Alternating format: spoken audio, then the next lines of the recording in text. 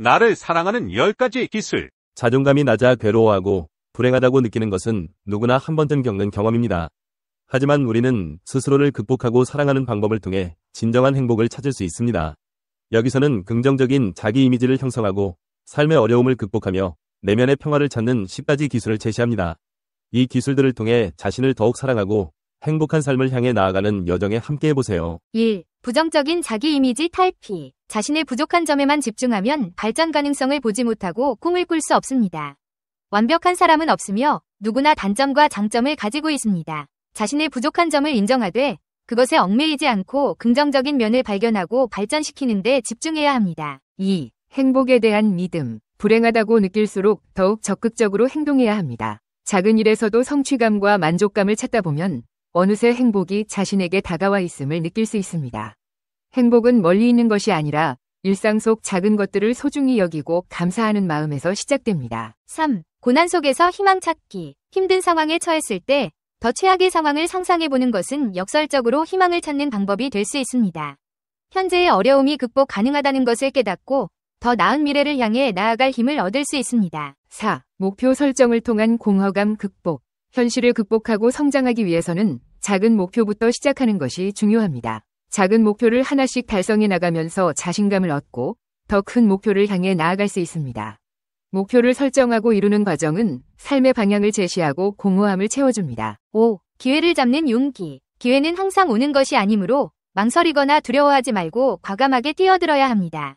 실패에 대한 두려움 때문에 기회를 놓치는 것은 어리석은 일입니다. 실패하더라도 그 경험을 통해 배우고 성장할 수 있다는 긍정적인 마음가짐을 가져야 합니다. 6. 실패를 통한 성장. 실패는 누구나 겪는 과정입니다. 실패했다고 자책하거나 좌절하지 말고 실패의 원인을 분석하고 다음번에는 더 잘할 수 있다는 믿음을 가져야 합니다. 실패는 성공으로 가는 디딤돌이 될 수 있으며 우리를 더욱 성장시키는 밑거름이 됩니다. 7. 내면의 평화 찾기. 마음의 평화는 행복의 중요한 요소입니다. 복잡한 생각과 감정에서 벗어나 내면의 평화를 찾는 시간을 가져야 합니다. 명상, 요가, 독서 등 자신에게 맞는 방법을 통해 마음을 안정시키고 평화를 찾으면 삶의 만족도가 높아지고 행복을 느낄 수 있습니다. 8. 시간의 소중함 인식. 시간은 누구에게나 공평하게 주어진 소중한 자원입니다. 시간을 효율적으로 관리하고 의미 있는 활동에 투자하는 것은 자신을 사랑하는 방법 중 하나입니다. 시간을 낭비하지 않고 자신에게 중요한 일에 집중하면 삶의 만족도가 높아지고 더욱 행복한 삶을 살 수 있습니다. 9. 감사하는 마음 갖기. 매일 감사할 일을 찾고 감사하는 마음을 가지면 긍정적인 에너지가 생기고 행복을 느낄 수 있습니다. 감사하는 마음은 주변 사람들과의 관계를 개선하고 삶의 만족도를 높이는 데 도움이 됩니다. 작은 것에도 감사하는 습관을 통해 삶의 아름다움을 발견하고 행복을 누릴 수 있습니다. 10. 타인과의 비교 지향. 타인과 자신을 비교하는 것은 불행의 시작입니다. 각자의 삶은 다르며 비교는 열등감과 불만족을 야기할 뿐입니다. 자신만의 강점과 개성을 인정하고 타인과 비교하지 않고 자신만의 길을 묵묵히 걸어가는 것이 중요합니다. 위 10가지 기술을 통해 자신을 극복하고 사랑하는 방법을 터득하면 더욱 행복하고 만족스러운 삶을 살 수 있습니다. 긍정적인 마음과 용기를 가지고 자신을 믿고 나아가면 어떤 어려움도 극복하고 꿈을 이룰 수 있습니다. 자존감을 높이기 위한 10가지 방법. 1. 남과 비교하기를 멈추어라. 당신보다 날씬한 사람들이 더 나을 수도 있다. 하지만 당신보다 더 뚱뚱한 사람들도 있다. 비교하는 것은 평가하는 것이고 그것은 당신을 항상 압박한다. 생각해보라. 당신의 인생을 통째로 맞바꾸고 싶은 사람이 있는가? 2. 외모에 대한 지나친 집착에 당신의 인격으로 대항하라. 예쁜 사람들은 덜 매력적인 사람들보다 더 성공하고 인기도 더 많고 돈도 더 많이 번다. 하지만 예쁜 게 다는 아니다. 감성이나 삶의 기쁨, 자기 존중감 같은 내적 가치들을 더 많이 가지고 있으면 있을수록 당신의 인성은 더욱더 강하게 밖으로 드러나게 된다. 3. 감각 지각을 활성화시켜라. 식사를 할 때 아주 의식적으로 식사를 즐기고 비가 오면 얼굴에 떨어지는 비를 느껴보라. 우리 몸 안에서 느끼고 우리의 감각을 이용해 느끼는 그런 작고 의식적으로 지각하는 많은 경험들이 우리를 만족시켜준다. 4. 몸의 신호를 존중하라. 자기 몸을 자기 것으로 만들려면 몸이 보내는 작은 신호들을 받아들이고 따라야 한다.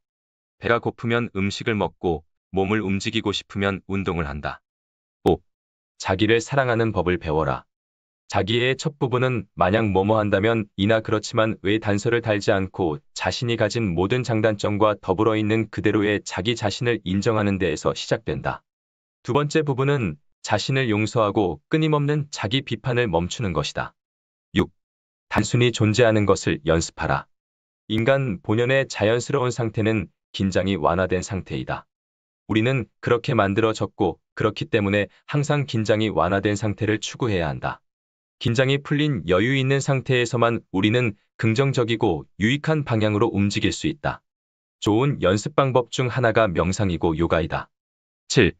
다른 사람의 의견으로부터 자유로워져라. 자기 자신을 더욱 존중하고 인정할수록 외부의 존중과 인정이 필요 없어진다. 그러면 당신은 훨씬 자유로워지고 내적으로도 훨씬 독립적이 될 것이다. 가슴의 소리를 듣고 마음의 말을 들어라. 8. 진정한 자기 모습을 찾도록 노력하라. 진짜 자기가 되는 것은 아주 쉽지는 않지만 해볼 만한 가치가 있는 목표다. 진정한 자기 모습으로 사는 사람들은 모든 상황에서 자기 자신의 모습을 지킬 수 있는 능력이 있다. 어떤 때는 의지할 데 없는 연약한 모습일 수도 있고 또 어떤 때에는 강하거나 아주 감정적일 수도 있다. 9. 매일 거울을 보면서 연습하라. 거울 앞을 지나갈 때면 항상 거울에 비친 자기 모습을 다정하게 들여다보고 미소를 지어보라. 거울에 비친 자기에게 찬사를 보내거나 칭찬을 하고 또는 그냥 자기를 얼마나 좋아하는지 거울 속 자신에게 이야기해 주어라. 10. 자기 내면의 소리와 접촉하라. 명상여행을 통해 더 높은 자아, 내면의 안내자 혹은 지혜자라고 일컫는 존재를 만날 수 있다. 어떤 형상이나 소리로 나타나는 자신의 가슴 속에 울리는 따스한 감동으로도 나타나는 내면의 존재는 당신에게 모든 질문에 대한 답을 주고 당신의 영혼의 길을 보여준다. 자존심과 이익, 도덕 위선의 본질. 허풍 떨지 않고 자존심으로부터 자유롭다고 주장할 수 있는 사람은 없을 것이다. 자존심은 뿌리 깊은 것이다. 이게 바로 자존심이 스스로를 적으로 삼아 싸우게 되는 이유이다. 문명은 자존심을 숨기는 데서 자존심을 가지고 자랑스러워하라고 가르친다. 그 결과 예의 바름이 나타났다. 예의 바름은 자기 희생의 한 표현이고 듣기 좋은 말로 보상을 받는다. 도덕적인 미덕은 아첨이 자존심과 정치적으로 결혼해서 낳은 자식이다. 듣기 좋은 말은 미덕이 된다. 그리고 예의 바름을 과시하면 할수록 자존심은 더욱 커지고 거기에 따라서 모욕을 받을지 모른다는 두려움도 더욱 커지고 따라서 예의 바름을 더욱 크게 과시하고 이렇게 순환 반복된다. 놀라운 일이다. 자존심을 더 많이 숨길수록 자존심이 더 많이 충족되다니. 신학자들 말로 인간이 최초로 저지른 죄라고 하는 오만은 도덕의 수수께끼가 된다. 자존심 혹은 지나친 자기 존중은 사회라는 유기체가 전진하는 데 필요한 연료를 공급한다. 우리는 자기 부정을 통해서 자기 확신을 얻는다.